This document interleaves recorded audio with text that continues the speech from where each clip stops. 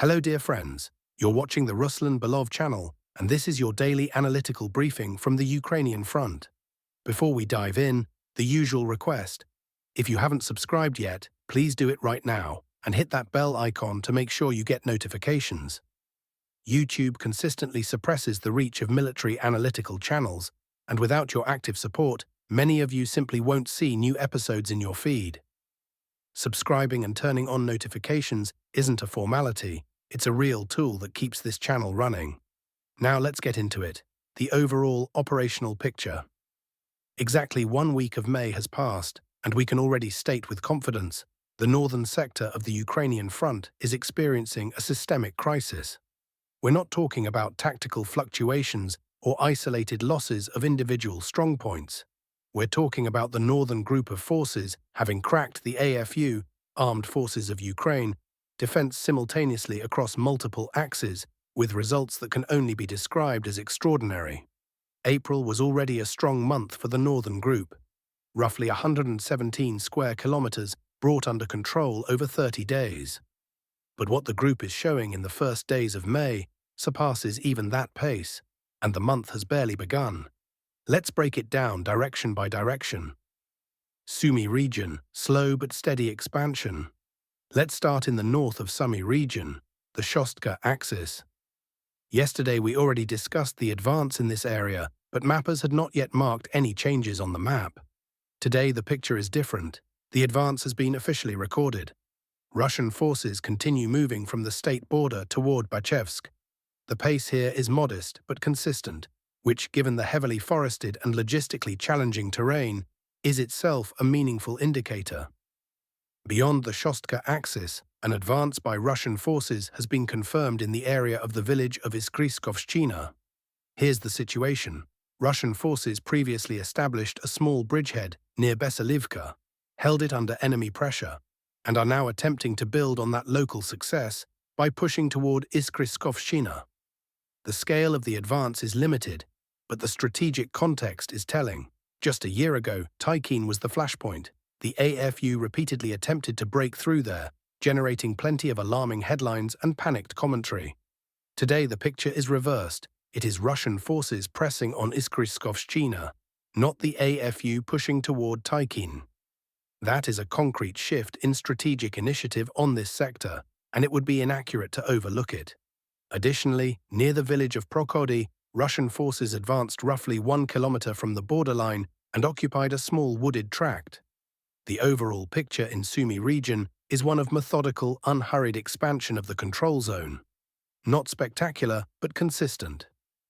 Kharkiv region. This is where the action is. Now, Kharkiv region.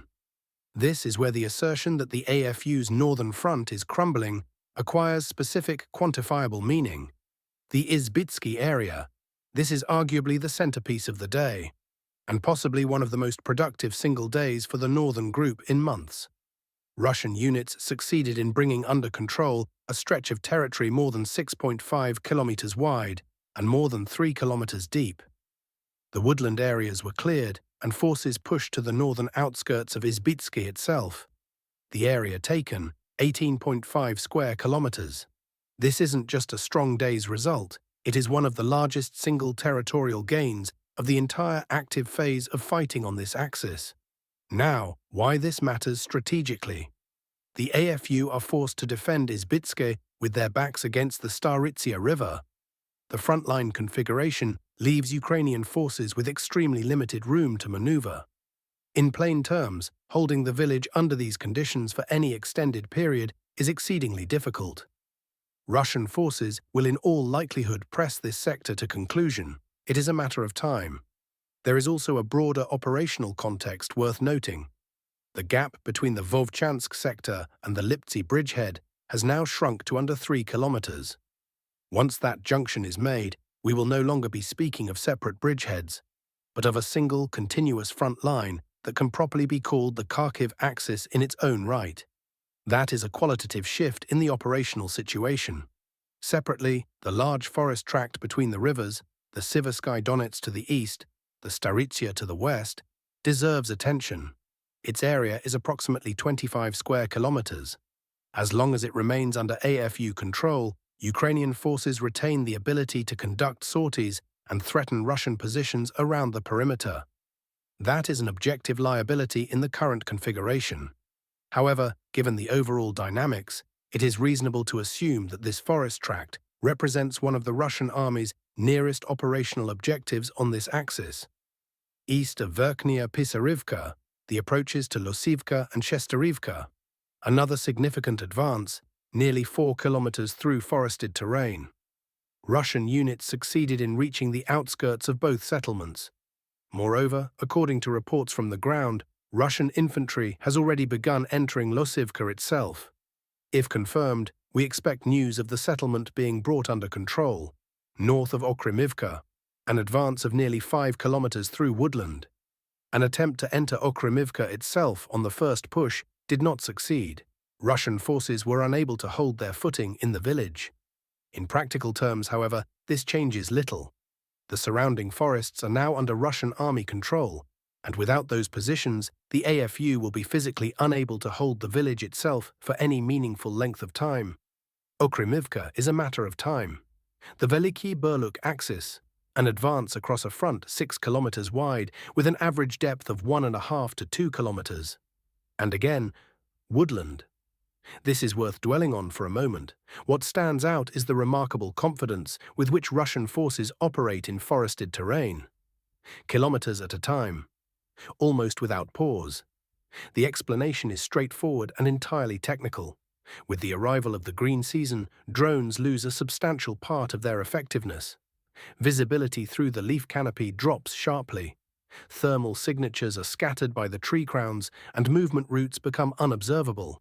Ukrainian FPV operators lose much of their primary tactical advantage. This is precisely why the figures for May look nothing like those from March or April.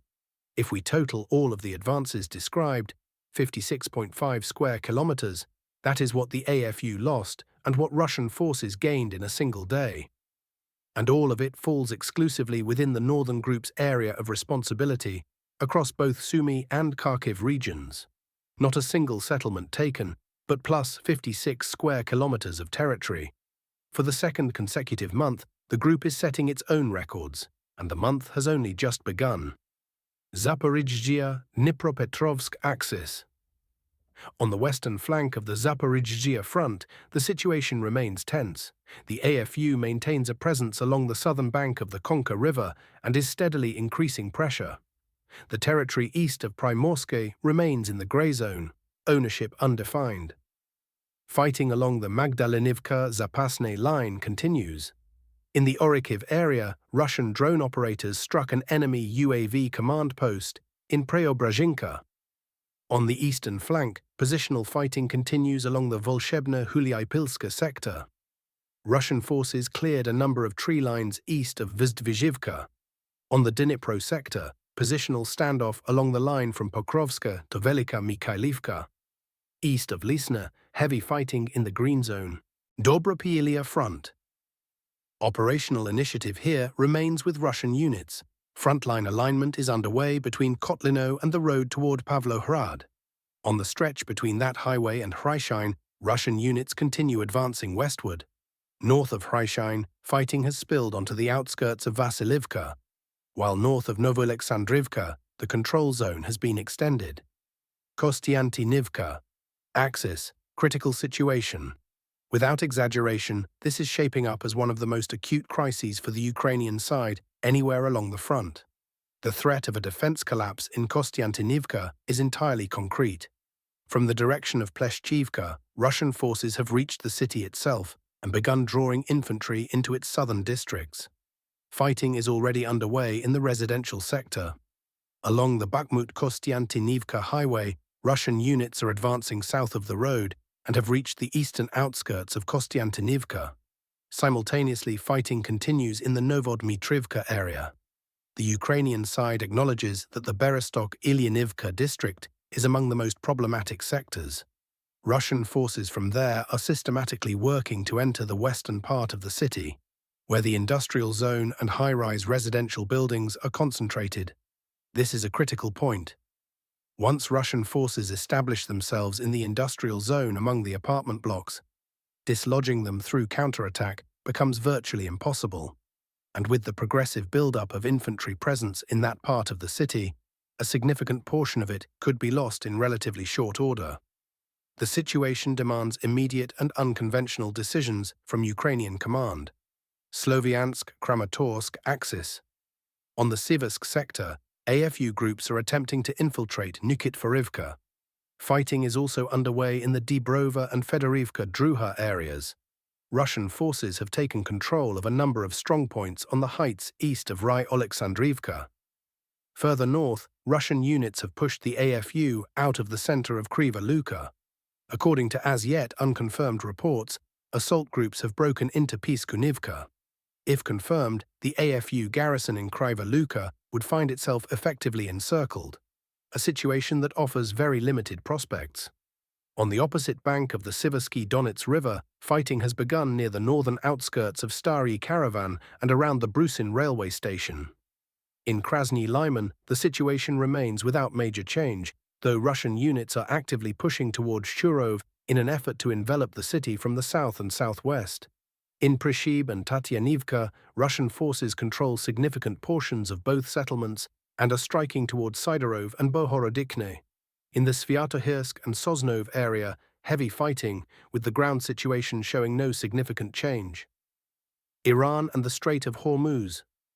Trump backs down. According to CIA assessments, Iran retained approximately 70% of its pre-war ballistic missile arsenal following American airstrikes. Analysts conclude that Tehran was able to unseal underground storage facilities after the strikes concluded, replenish its stockpiles, and ramp up production of new missiles.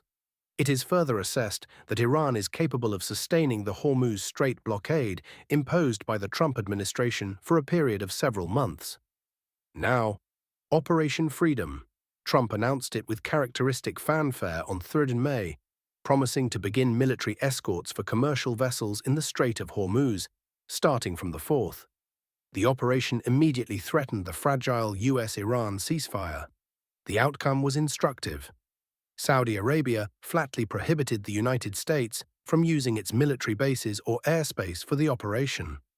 Riyadh denied access to Prince Sultan Air Base. A phone call between Trump and Crown Prince Mohammed bin Salman produced no agreement. The result, Operation Freedom was quietly shelved, with no formal announcement. Meanwhile, the United States has presented Iran with an updated nuclear framework.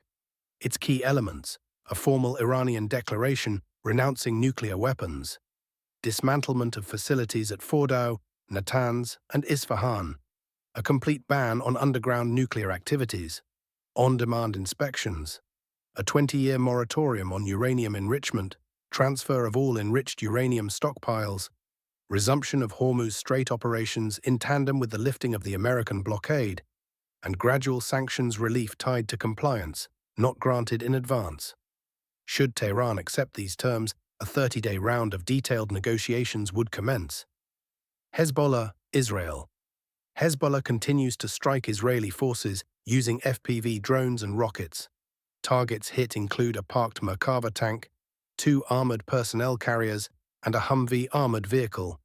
A Hermes 450 reconnaissance drone and 358 series missiles were also destroyed. Israeli military correspondents report that the ceasefire is not being observed in practice.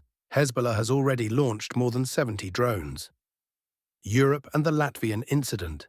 Ukrainian drones struck Latvian territory in what were, in fact, reasonably precise hits, causing tangible material damage. The response from Latvian authorities was, to put it mildly, entirely predictable. Prime Minister Evika Salina stated that it doesn't matter whose drones hit the oil depot. What matters is to remember Russia's responsibility. No analytical commentary is required here. The position speaks for itself. Trump, EU. The tariff ultimatum. During a phone call with European Commission President Ursula von der Leyen, Donald Trump effectively issued the European Union an ultimatum. Zero out-trade tariffs by 4th of July 2026, American Independence Day and the 250th anniversary of the United States. According to Trump, the relevant commitment was made at the Turnberry meeting in Scotland and forms part of what he calls the largest trade deal in history. Should the EU fail to deliver, Washington threatened an immediate and sharp increase in tariffs. 9 May, the parade and diplomacy. The Victory Day parade in Moscow will go ahead.